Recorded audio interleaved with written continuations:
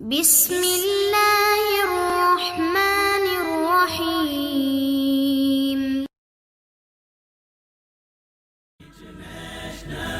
Islamic Research Center.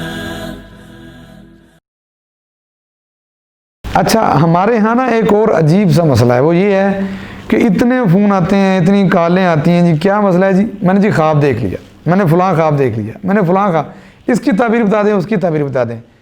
میرے بہنوں اور بھائیوں، یہ بات یاد رکھیں، خواب کے حوالے سے نبی پاک کا کوئی حکم نہیں ہے کہ جو خواب دیکھے اس کی تعبیر کروائے. پتہ نہیں ہے کہاں سے ہماری قوم نے شروع کر دیا، اور اس پہ پھر لوگ پیسے بٹورتے ہیں اور اپنی دکانداریاں چمکاتے ہیں. ایسا کوئی حکم نہیں ہے کہ آپ خواب دیکھیں اور فوراً سے خواب کی تعبیر کروائیں، اور نہ ہی ہر خواب کی تعبیر ہو سکتی ہے. ضروری نہیں ہے جو آپ نے خواب دیکھا ہے اب اس کی تعبیر بھی ہو. دو باتیں اس حوالے سے یاد رکھیں. پہلے نمبر پہ یہ ہے کہ کون سے خواب ہیں جن کی تعبیر ہوتی نہیں ہے. نمبر دو، جب خواب دیکھ لیا جائے تو پھر ہمیں کیا کرنا چاہیے. پہلے نمبر پہ جو خواب جن کی تعبیر ہی نہیں ہوتی وہ یہ ہے کہ ایسا خواب جو آپ کا خوف ہو. فار ایگزامپل کسی کو سانپ سے ڈر لگتا ہے، کسی کو بچھو سے ڈر لگتا ہے، کسی کو تیز ڈرائیونگ سے ڈر لگتا ہے، کسی کو گرنے سے ڈر لگتا ہے. وہ خواب میں یہ دیکھتا ہے، اس کی کوئی تعبیر نہیں ہے، اس کا خوف تھا جو خواب بن کے آ گیا. دوسرے نمبر پہ خواہش. آپ کو کوئی خواہش ہے، آپ امریکہ جانا چاہتے ہیں، حج عمرہ کرنا چاہتے ہیں، جاب کرنا چاہتے ہیں، کسی جگہ شادی کرنا چاہتے ہیں، کوئی اور معاملہ ہے، آپ کو وہی خواب آ جائے تو اس کی بھی کوئی تعبیر نہیں ہوتی.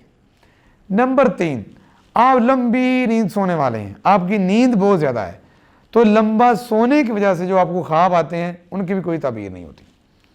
نمبر چار، اگر کسی کا معدہ خراب ہو نا، جس کا پیٹ خراب ہو، اس کی گیس دماغ کو چڑھتی ہے تو اس کو بھی برے خواب آتے ہیں اور عجیب و غریب خواب آتے ہیں، اس کی بھی کوئی تعبیر نہیں ہوتی.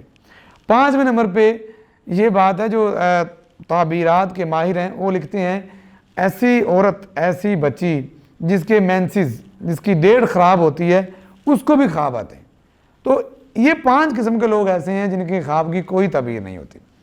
یہ صرف ہمارے یہاں ایک رجحان بنا ہوا ہے، جی تعبیر کراؤ، جی تعبیر کراؤ. کوئی ضروری نہیں ہے تعبیر کرنی. تو پھر کرنا کیا چاہیے؟ کرنا یہ چاہیے اچھا خواب آئے تو اللہ سے دعا مانگیں، اللہ ہمارے اس خواب میں خیر فرما، اور اللہ اس بہتر خواب کو تو پورا فرما، اللہ سے دعا مانگ لیں. نمبر دو، اگر وہ خواب برا ہو تو اس میں صحیح مسلم میں 2 روایات ہیں، دیگر صحیح احادیث کے اندر روایات موجود ہیں. پہلے نمبر پہ وہ اٹھے اور اپنی بائیں طرف دھتکار دے، 3 مرتبہ وہ تھوک پھینکے. نمبر 2، وہ اٹھے اور اپنے پہلو کو چینج کر لے، وہ جس کروٹ لیٹا ہوا ہے وہ کروٹ اپنی چینج کر لے. نمبر 3، ہو سکے تو وہ وضو کرے اور پھر 2 رکعت نماز پڑھ لے. نمبر 4، وہ برے خواب سے پناہ مانگے، اللہ میں شیطان مردود سے آپ کی پناہ میں آتا ہوں، اور اللہ جو مجھے آپ نے دکھایا ہے اللہ مجھے یہ نہ پورا کرنا، اعوذ باللہ من الشیطان الرجیم، اعوذ باللہ بسم اللہ، یہ پڑھ لے. اور 5ویں نمبر پہ وہ بندہ اپنی خواب کو کسی کو نہ بتلائے. اور یہ یاد رکھیں، آپ کی خواب اچھی ہو، خواب بری ہو، معبر آدمی، تعبیر کرنے والا جیسی تعبیر کر دے گا ممکن ہے کہ اللہ ویسے ہی آپ کے ساتھ کر دے، کیونکہ یہ حدیث پاک ہے. اللہ فرماتے ہیں میں بندے کے ساتھ ویسے ہی سلوک کرتا ہوں جیسا بندہ میرے بارے میں مائنڈ کرتا ہے. ہمیں کسی نے کوئی تعبیر بتا دی، ہم نے اپنا ویسے ہی مائنڈ کر لیا، جب ہمارا ذہن ویسا بن گیا تو اللہ ہمارے ساتھ ویسے ہی معاملہ کرے گا.